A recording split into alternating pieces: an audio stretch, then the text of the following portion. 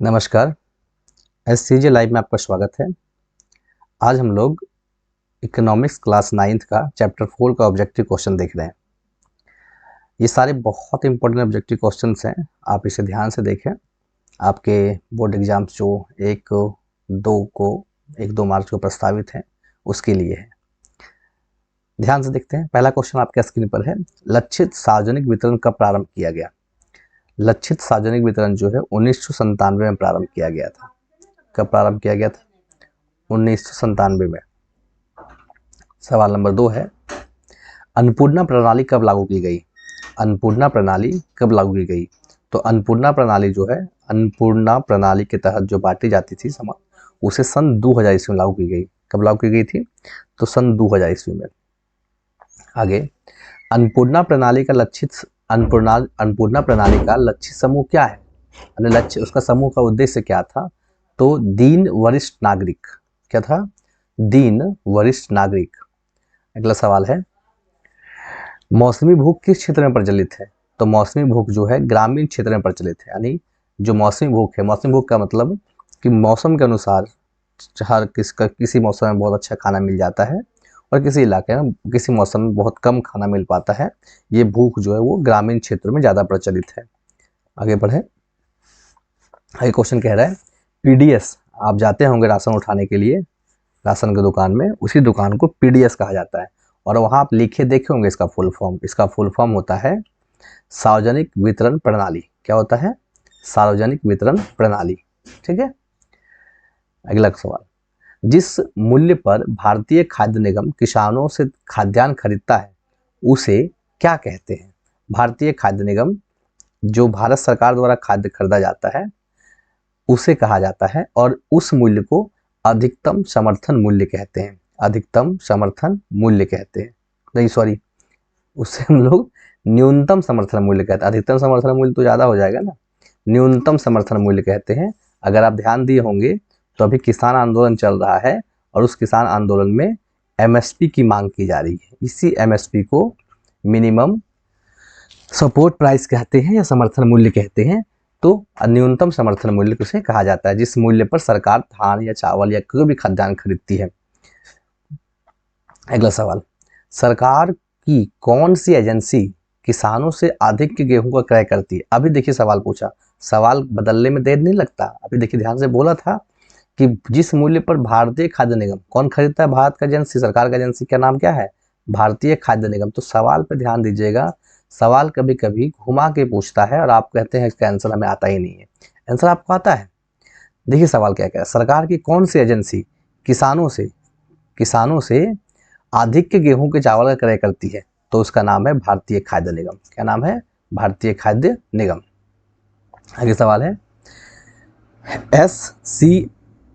FCI, उसी को भारतीय खाद्य निगम का पूरा नाम है। FCI, food corporation of India. FCI का पूरा नाम क्या? देखिए एक ही सवाल के 3 सवाल बन गए, तो इसका भी आंसर होगा भारतीय खाद्य निगम। आगे बढ़े, 8 के बाद 9 नंबर सवाल। 9 नंबर सवाल है, बीपीएल का कार्ड किसे दिया जाता है? बीपीएल कार्ड हम लोग जानते हैं, हमारे पास बहुतों के पास एपीएल कार्ड है, किसी के पास बीपीएल कार्ड है। तो बीपीएल कार्ड किन्हें दिया जाता है? तो बीपीएल कार्ड उन्हें मिलता है जो निर्धनता रेखा से नीचे आते हैं। वही सरकार, आप जानते हैं, निर्धनता रेखा को लगभग 950 और 1253 डिवाइड करती है। सवाल नंबर 10 है, बफर स्टॉक क्या है? बफर स्टॉक क्या है?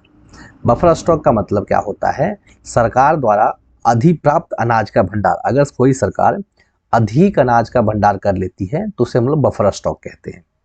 क्वेश्चन नंबर 11 है, खाद्य सुरक्षित कौन वर्ग है? खाद्य असुरक्षित कौन वर्ग है?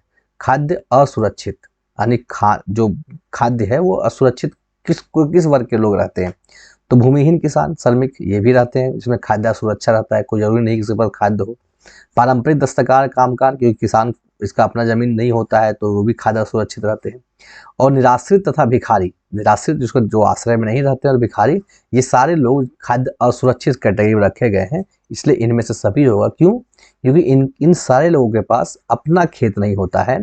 जब अपना खेत नहीं होगा तो खेती नहीं कर पाएंगे। अपना खेती नहीं कर पाएंगे तो किसी न किसी प्रकार से सरकार के खाद्यान्न देने पर डिपेंडेंट होना पड़ेगा या तो फिर खरीदना पड़ेगा। इसलिए इसे खाद्य असुरक्षित श्रेणी में रखा गया है। खाद्य सुरक्षा से आप क्या समझते हैं? खाद्य सुरक्षा का मतलब है खाद्यान्न की उपलब्धता।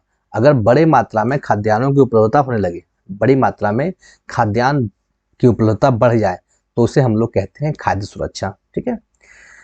राशन कार्ड कितने प्रकार के होते हैं? तो राशन कार्ड 3 प्रकार के होते हैं। ठीक है।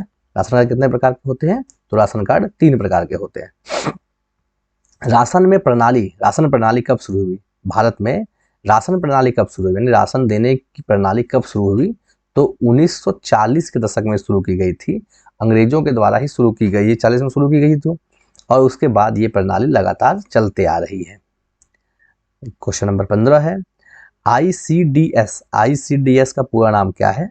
ICDS एक बहुत अच्छी संस्थान है जो एकीकृत बाल विकास सेवाएं, यानी बाल विकास परियोजना जो हम लोग के राज्य में चलती है, यानी आंगनबाड़ी केंद्र हो गया या कोई और सुविधा वाला चीज हो गया बाल विकास द्वारा, तो ये सारे जो परियोजनाएं चलती है वो कनेक्टेड है ICDS से। ठीक है। सार्वजनिक वितरण प्रणाली, अगला सवाल है क्वेश्चन नंबर 16। सार्वजनिक वितरण प्रणाली में किन किन वस्तुओं का वितरण किया जाता है? सार्वजनिक वितरण प्रणाली वही जो, तो इनमें गेहूं चावल भी बांटा जाता है, मिट्टी तेल भी मिलता है कभी कभी, चीनी कपड़ा भी मिल जाता है कभी कभी, यानी गरीब लोगों के लिए जो सुविधाएं मुहैया कराई जा सकती है वो सरकार अपने अपने स्तर पर जब चाहे तब वितरण करते रहती है। इसका आंसर होगा इनमें से सभी। ठीक है, आगे बढ़ते हैं।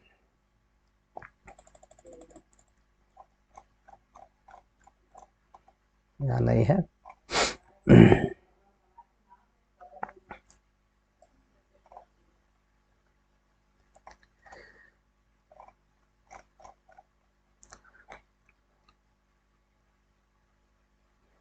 तो इस प्रकार से चैप्टर का कुछ इंपॉर्टेंट क्वेश्चन थे वो खत्म हुआ।